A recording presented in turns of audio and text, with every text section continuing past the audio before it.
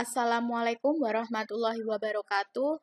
Perkenalkan, nama saya Ika Wahyuningsih Agustina, NIM 2019 DA021 dari kelompok 7. Di sini saya akan mempresentasikan tentang bab 7, Perusahaan Penanaman Modal Asing atau PMA. A. Pajak Penghasilan Perusahaan PMA. UU Nomor 25 Tahun 2007 tentang penanaman modal adalah kegiatan menanam modal untuk melakukan usaha di wilayah negara Republik Indonesia yang dilakukan oleh penanam modal asing, baik yang menggunakan modal asing sepenuhnya maupun yang berpatungan dengan penanam modal dalam negeri. Pasal 5 UU Nomor 25 Tahun 2007, PMA wajib dalam bentuk PT berdasarkan hukum Indonesia dan berkedudukan di wilayah negara Republik Indonesia, kecuali ditentukan lain oleh UU. PMA yang melakukan penanaman modal dalam bentuk PT dilakukan dengan A. Mengambil bagian saham pada saat pendirian PT. B. Membeli saham. C. Melakukan cara lain sesuai dengan ketentuan peraturan perundang-undangan. Bentuk hukum perusahaan PMA adalah PT.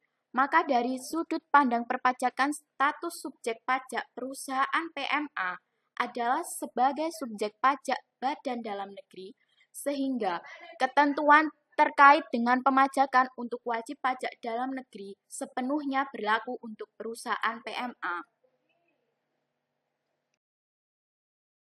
1. Penghasilan objek pajak. Objek PPh berdasarkan pasal 4 ayat 1 adalah penghasilan, yaitu setiap tambahan kemampuan ekonomis yang diterima atau diperoleh wajib pajak, baik yang berasal dari Indonesia maupun dari luar Indonesia, yang dapat dipakai untuk konsumsi atau untuk menambah kekayaan wajib pajak yang bersangkutan, dengan nama dan dalam bentuk apapun. Dilihat dari sifat pengenaannya, terdapat beberapa penghasilan yang dikenakan PPh final. PPh final adalah PPh yang dikenakan secara tersendiri dan langsung selesai atau final, sehingga dalam rangka perhitungan PPh badan, penghasilan yang dikenakan PPh final tidak digabung dengan penghasilan lain yang tidak final. PPh final yang dibayar atau dipotong tidak dapat dikreditkan. Biaya untuk menghasilkan, menagih, dan memelihara penghasilan yang PPh-nya final tidak dapat dikurangkan dalam menghitung penghasilan kena pajak dalam PPh badan. PPh final diatur di dalam pasal 4 ayat 2 dan pasal 15 UU PPh. UU PPh dalam pasal 4 ayat 3 mengatur mengenai penghasilan bukan objek pajak. 2. Biaya atau pengurang penghasilan bruto. Berdasarkan pasal 6 ayat 1, wajib pajak badan dalam negeri dapat mengurangkan biaya untuk mendapatkan, menagih, dan memelihara penghasilan, termasuk A. Biaya yang secara langsung atau tidak langsung berkaitan dengan kegiatan usaha. B. Penyusutan atas pengeluaran untuk memperoleh harta berwujud dan amortisasi atas pengeluaran untuk memperoleh hak dan atas biaya lain yang mempunyai masa manfaat lebih dari 1 tahun sebagaimana dimaksud dalam pasal 11 dan pasal 11A. C. Iuran kepada dana pensiun yang pendiriannya telah disahkan oleh Menteri Keuangan. D. Kerugian karena penjualan atau pengalihan harta yang dimiliki dan digunakan dalam perusahaan atau yang dimiliki untuk mendapatkan, menagih, dan memelihara penghasilan. E. Kerugian selisih kurs mata uang asing. F. Biaya penelitian dan pengembangan perusahaan yang dilakukan di Indonesia. G. Biaya beasiswa, magang, dan pelatihan. H. Piutang yang nyata nyata tidak dapat ditagih.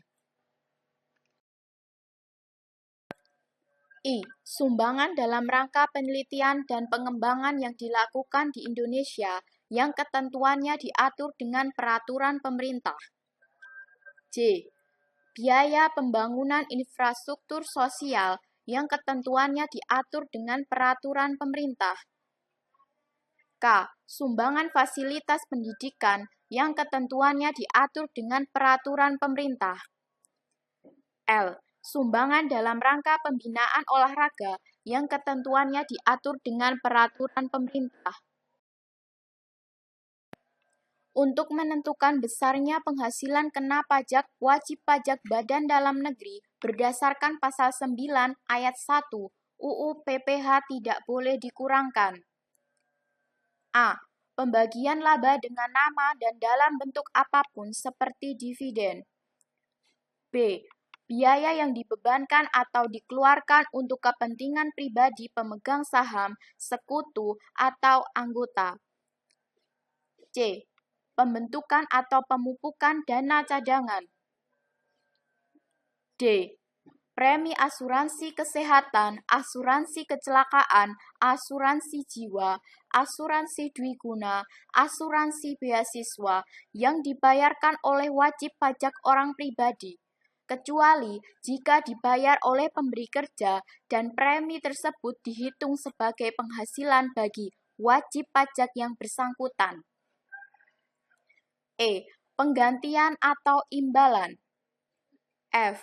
Jumlah yang melebihi kewajaran yang dibayarkan kepada pemegang saham atau kepada pihak yang mempunyai hubungan istimewa sebagai imbalan sehubungan dengan pekerjaan yang dilakukan. G.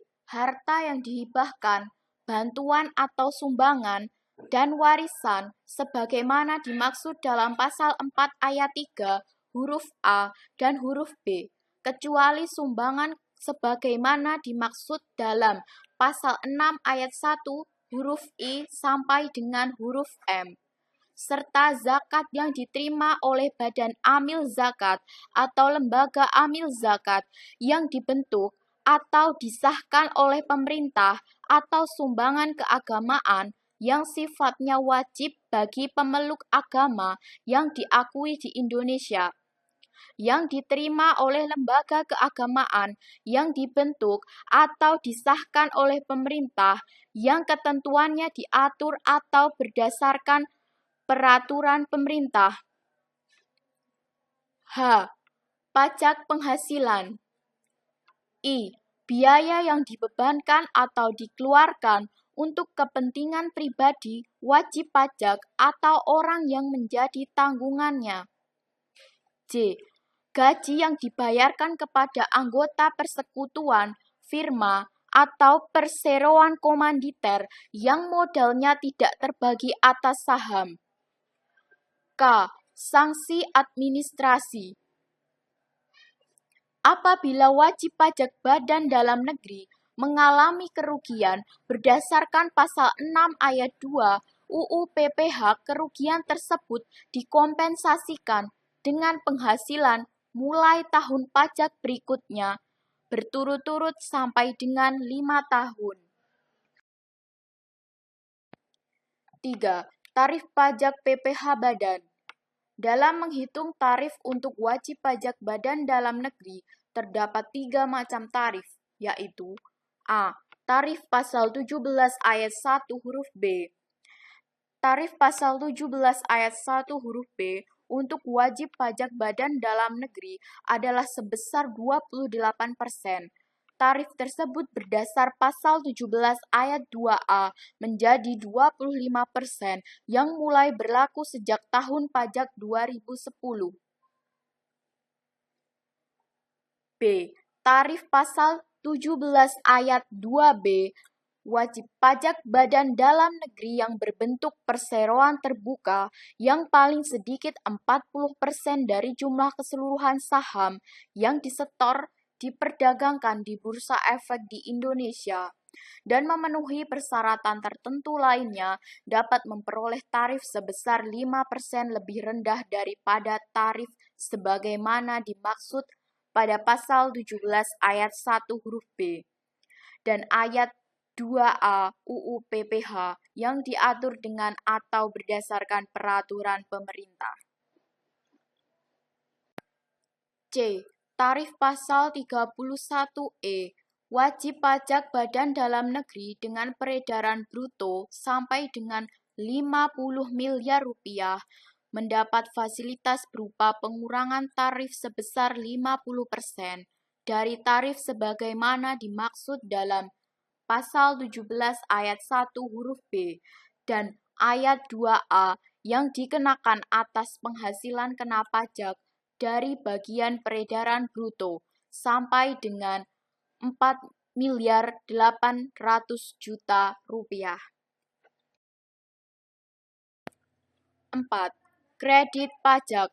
Kredit pajak merupakan uang muka pajak yang dapat dikurangkan dari PPh terutang untuk menentukan pembayaran pajak di akhir tahun pajak atau PPh pasal 29. Termasuk kredit pajak bagi wajib pajak Badan Dalam Negeri dalam bentuk perusahaan PMA antara lain A. PPh pasal 22, B. PPh pasal 23, C. PPh pasal 24, D. PPh pasal 25. B. Fasilitas pajak bagi perusahaan PMA berdasarkan pasal 31A UU PPH wajib pajak yang melakukan penanaman modal di bidang-bidang usaha tertentu dan atau di daerah-daerah tertentu yang mendapat prioritas tinggi dalam skala nasional dapat diberikan fasilitas perpajakan berupa pengurangan penghasilan neto sebesar 30% dari jumlah penanaman modal, dibebankan selama 6 tahun masing-masing sebesar 5% per tahun. Penyusutan dan amortisasi yang dipercepat dan kompensasi kerugian yang lebih lama dari 5 tahun. Cukup sekian presentasi dari saya. Saya ucapkan terima kasih banyak atas perhatian dan partisipasi dari teman-teman. Semoga apa yang saya sampaikan ini dapat bermanfaat bagi kita semua. Saya mohon maaf apabila dalam menyampaikan presentasi hari ini ada salah-salah kata dalam berucap. Saya mohon maaf yang sebesar-besarnya. Wassalamualaikum warahmatullahi wabarakatuh.